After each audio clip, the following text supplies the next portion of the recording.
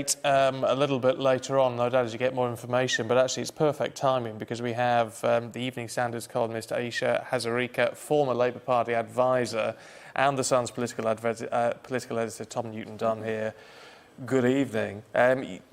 Ayesha, you know Kezia quite well, don't you? Yes, I do. I've known Kezia for quite a while. I've sort of, helped her. She's a good friend and colleague. I mean, I'm really shocked and saddened to hear this news. I think things have been tough for Kezia.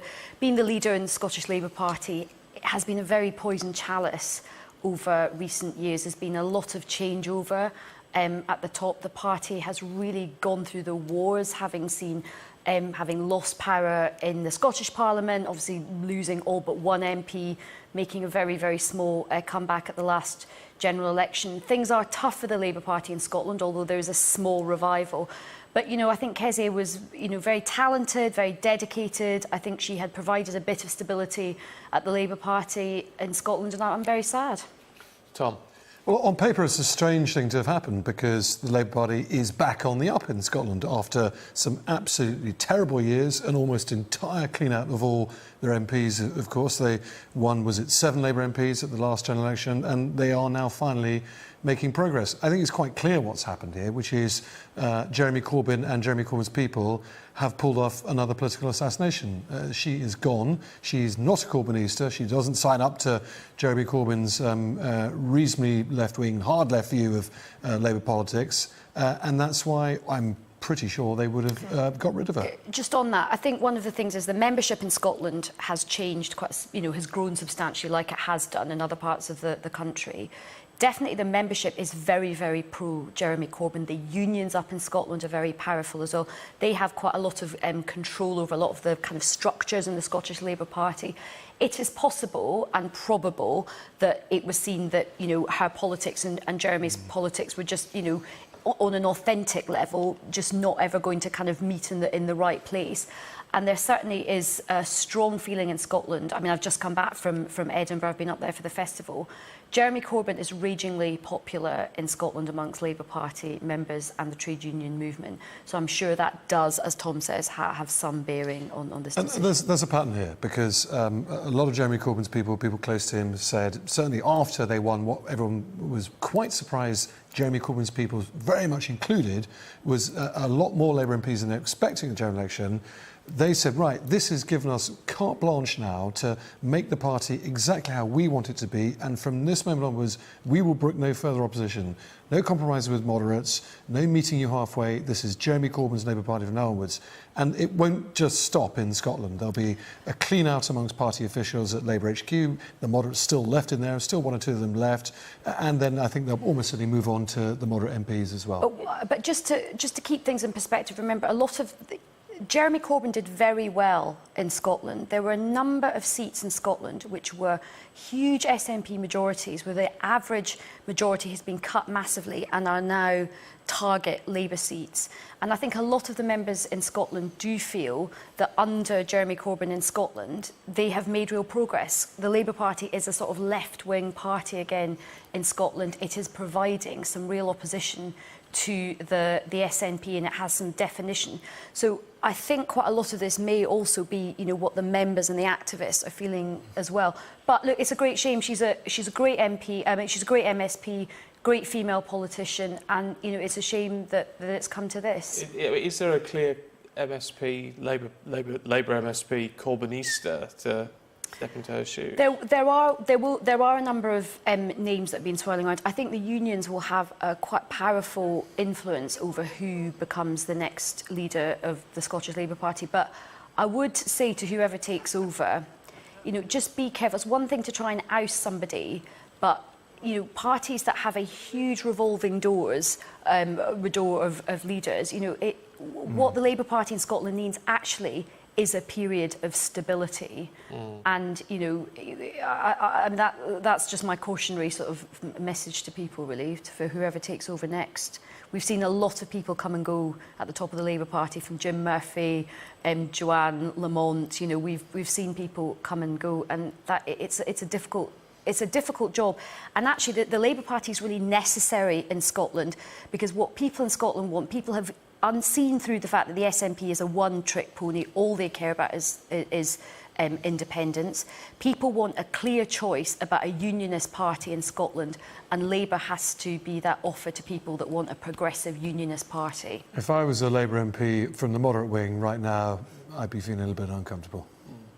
Well, if any of you want to get in touch with us and share your discomfort, feel free to, at Sky Stephen on Twitter. OK, let's crack on with the papers, should we, rather than going through just all the front covers. Let's start with, we'll stick with the world of politics because it flows on quite nicely, and looking at Theresa May, if we can. I mean, she's on her way to Japan right now. I mean, obviously a pre-planned meeting, but I mean, the timing of this, obviously security is going to be right at the top of the agenda. So this was, right up until, what was it, 11 o'clock last night, going to be a reasonably dull trade trip. Theresa May is filling up a plane that took off at 6 p.m.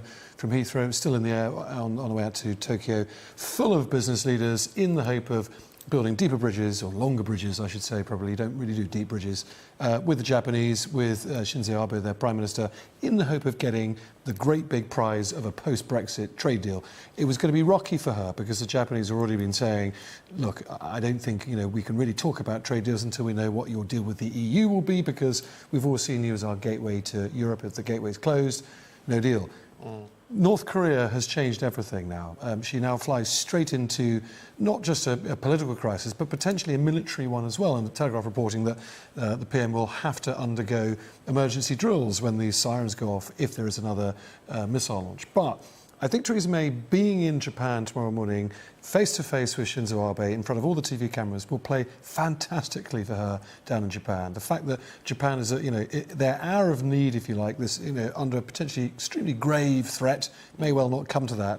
But the fact the British Prime Minister, it looks like, has rushed out there to be side by side with the Japanese, can only do her lots of good favours.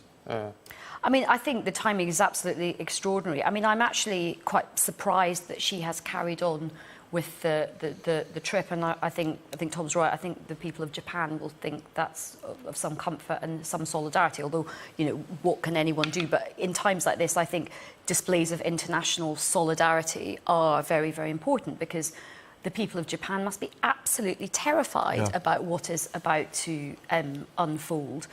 But I think they will also be aware that that trip was a scheduled trip to try and stimulate talks on a trade deal, which is very important on the agenda as well. It would have been an awful thing to have to cancel that trip. I mean, the message that would send, the world has to carry on business as usual. And what's been very interesting in my view about the North Korea developments today is how incredibly moderated Donald Trump has been. So we were all watching the Twitter feed about 11 a.m. our time this morning, which is 6 a.m. Donald Trump's time, which is the normal time we all suspect. He wakes up in the morning, goes to the Thunderbox, sits and have a sort of thought to himself, and then tweets. The Thunderbox. Lavatory, toilet, whatever you want to call it. But that's where he always tweets at 6 a.m. when he wakes up. This morning, despite the fact there's a massive news story overnight, he didn't. Instead, he put out some reasonably moderated words via the New York news website and the Washington news website, saying all options still on the table, which for him is pretty moderate. I would definitely... This is a sign clearly of the changing face of the White House.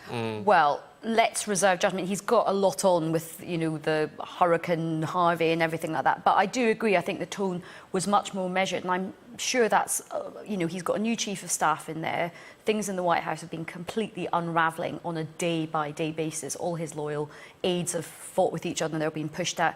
And I think as well the military will probably have sort of had stern words with him about the fact that no bad thing at all. This kind of, just shooting from the hip on Twitter is no way to handle international diplomacy when the stakes are so high and you're dealing essentially with a madman at the other end. Anyway, it hasn't stopped him. We really have to point this out.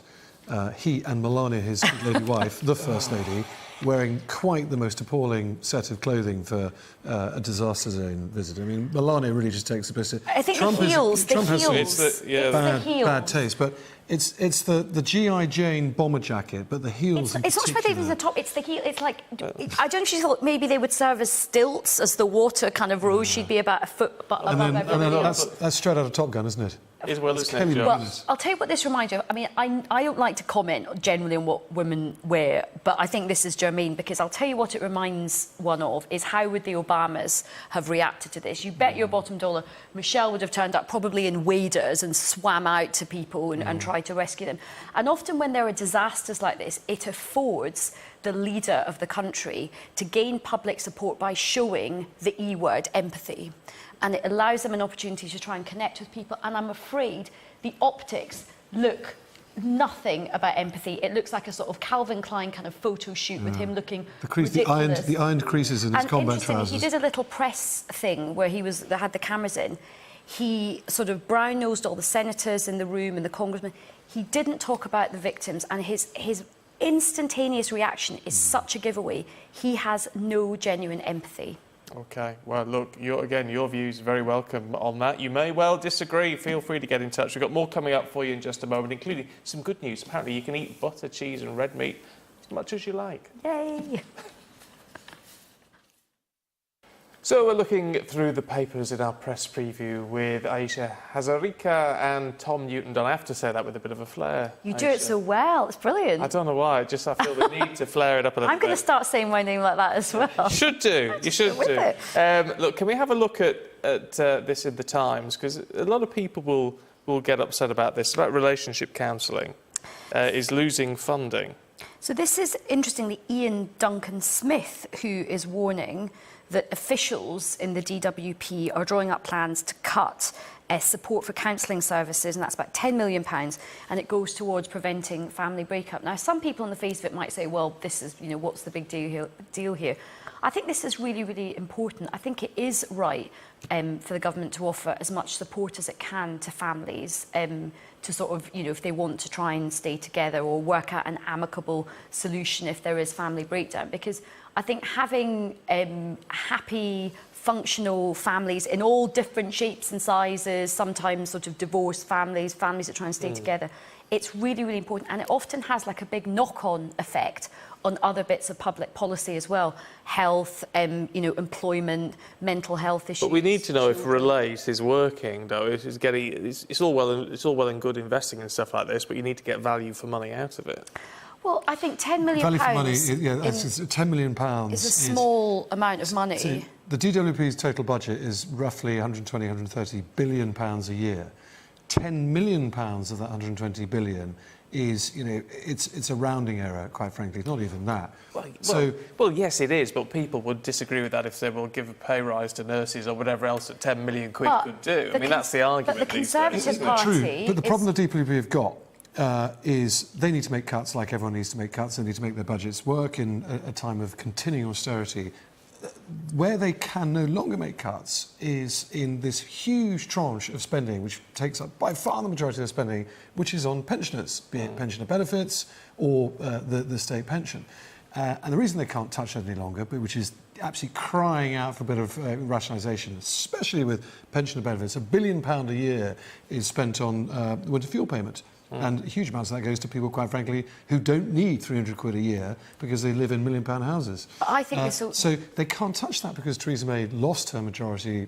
She had all these plans to rationalise this, lost her majority, so she's having to go after, quite frankly, bizarre things like this. I mean, you say £10 million badly spent is, you might as well cut that. Relationship counselling, I defy anyone to think how that could possibly not be a good idea. And also, even badly spent relationship counselling is better than none at all. Well, all I would say is on that one, stay single.